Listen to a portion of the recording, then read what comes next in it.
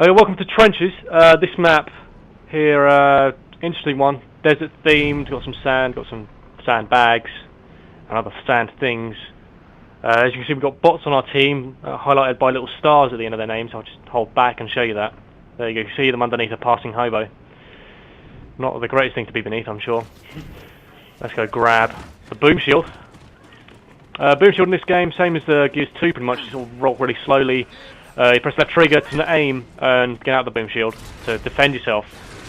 It's not exactly the most useful thing, you're stuck with just a pistol, but it gives you some protection at the very least. I don't see many people using it.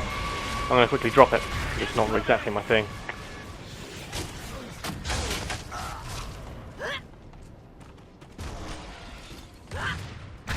Drop the shield. Oh, I remember. Just get out a different weapon, it'll drop it. We've got mortar fire coming in. You can see that blowing up everywhere. Oh, there's a locust. Okay. As you can see, Lancer has the automatic fire. Not exactly the most powerful shots, but great for suppressing enemies. I'm going to quickly show you the chainsaw, if I get to it, which I might, probably not. There we go. Chainsaw cuts through opponents instant death. You have to be within melee range though, and that's difficult to get to. I've shown you Sawn off already. It just doesn't have any range, for example. I'll just show you again how much range it has. That will do nothing to them. However, if I was a bit closer, that would have insta-gibbed them pretty much. I'm just going to change my loadout to show you the other ones. So I'm going to switch to the Retro Lancer and the Nasher shotgun. Retro Lancer, a lot like the Lancer, in that it has a melee attack as well as automatic fire. However, this is really inaccurate, but it packs a hell of a lot more punch with it. The trick to using long range with this gun is to burst fire. So just little taps of the trigger here and there. That way the aim reticule won't expand too far, so you can still be keeping accurate while keeping up a high rate of fire. Nice damage to it. It looks like we're trapped. I'll show you the Nasher while we're here. Nasher has a lot more ammo than the Sawn-Off does in terms of per clip. I'll show you an execution. Hold Y to destroy his face. So let's have a look here. Nasher shotgun has 8 bullets per clip. You fire them off one after the other, which has an advantage over the Sawn-Off, because the Sawn-Off only has 1 per clip before you've got to have a massive reload time. That's the difference between the Nasher and Sawn-Off in terms of reload. The difference in terms of actually using it... Oh dear, I got destroyed. I'll show you that one a little bit later. Got many opportunities to show that. 2, 1, let's go again. Unlike the Sawn-Off, the Nasher can fire at range, so that also increases its advantage in terms of against other shotguns. You just don't want to get too close, just in case someone whips out a Sawn-Off. See, I hit him there. Not much damage, but as you get closer, the damage increases. An active reload shot, this gun is pretty impressive in terms of damage. Let's quickly go around and kill some peeps. Now I'm going to run away because there's 3 of them there, 4 of them. Actually no, I'm going to show you the Retro Lancer charge, probably be a good idea. As you charge with the Retro Lancer, you proceed forward and get killed by that. No, that's not what happens really. I'll try to show you again a different time. As you can see, the Retro Lancer has ammo count, but when you do the charge by holding B, you get into a sprint, and a little bar shows up. I'll show you that again. The ammo count changes to a bar. When that turns red, you're in the kill zone. So if you hit anyone with the end of the bayonet while you're in the red, that will stab them and insta-kill them. Pretty much the same way a chainsaw does. You're just vulnerable for the period where you're roadie running towards someone. There's a person set up there. In fact, I'm going to grab the mortar. That's probably a good plan. I can show you one of the heavy weapons in the game. Here's the mortar.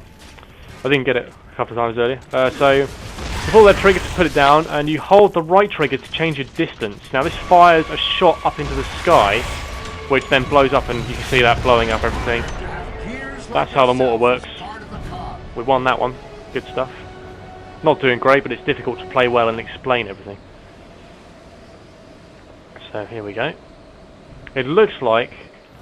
Here we go. You can hear the horns just then. I'm not sure whether it's reset. I hope it hasn't, because that's a really interesting part of the map. Let's grab these incendiary grenades.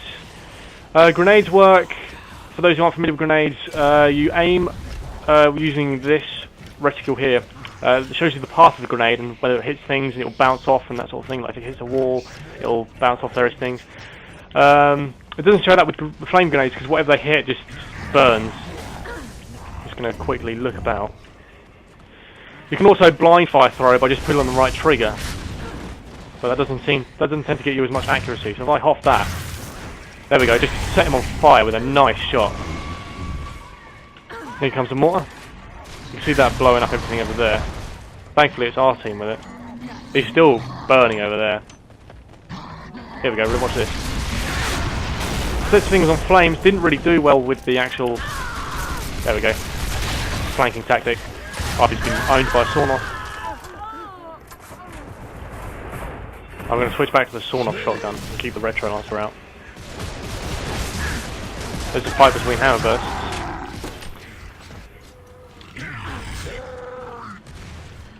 Okay, let's give some support to these guys up here.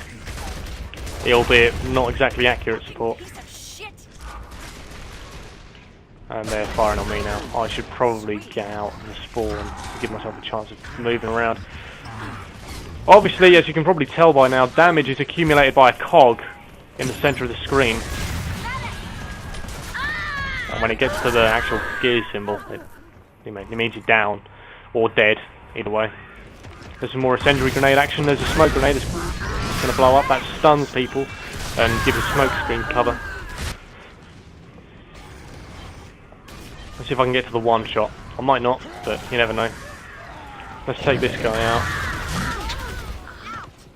Sawn off shotgun, only one shot in the clip, but it pretty much insta-gives anyone. That's how, when Nasher gets close enough, it can also kill you in one hit, so it's kind of an even fight there.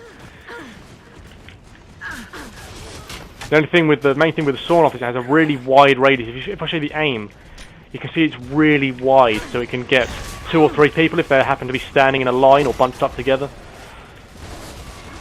A lot of people complain about it that it's too easy to use, but I find that any weapon can be used against any other weapon as long as you know how to deal with each one.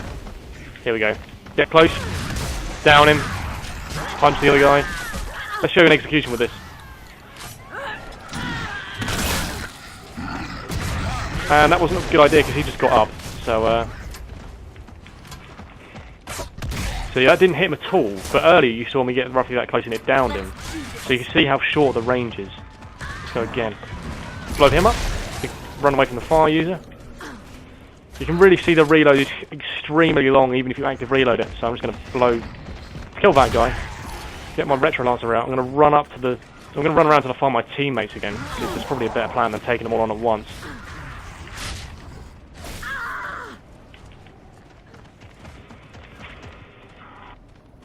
In close range, Retro Lancer really comes into his own. It's got huge amounts of power, and the accuracy really doesn't come into it at that kind of point. He just used a sawn-off shotgun. Here's the execution for the Retro Lancer. Slice. That's how that works. Boom shield up here. There's a mortar. I may as well grab that because these people are going to be rushing up there. Let's fire on this guy, this poor Paul. He's going to dodge that now, but let's fire to the top of the nest just in case someone's grabbed the one shot of that. So it's pretty much a full range shot to get from here to the nest. Holy Jesus! You can also blind fire the mortar shot by just pulling the trigger.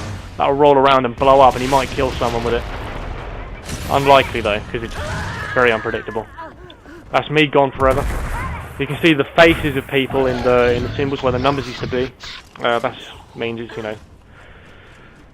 Here's someone using the one shot. I'll be able to describe it to you through what they're doing. Normally when you aim, there's a reticule, like a sniper reticule with a sort of very closed-in view. Very much like a sniper, but far heavier. Here come up the other guys, and they're going to get owned. Unless... Oh no, wait, this could be... Nice! That's another... The fact that the Nasher has more shots than one is a really high advantage over sawn-off shotguns, because the sawn-off fires a clip, they've got to run away, while if you're sat there with a Nasher you can keep firing. There's all my ribbons again. I'm going to have to quickly stop and set up recording for the next video. I hope to see you in the next match. See you there.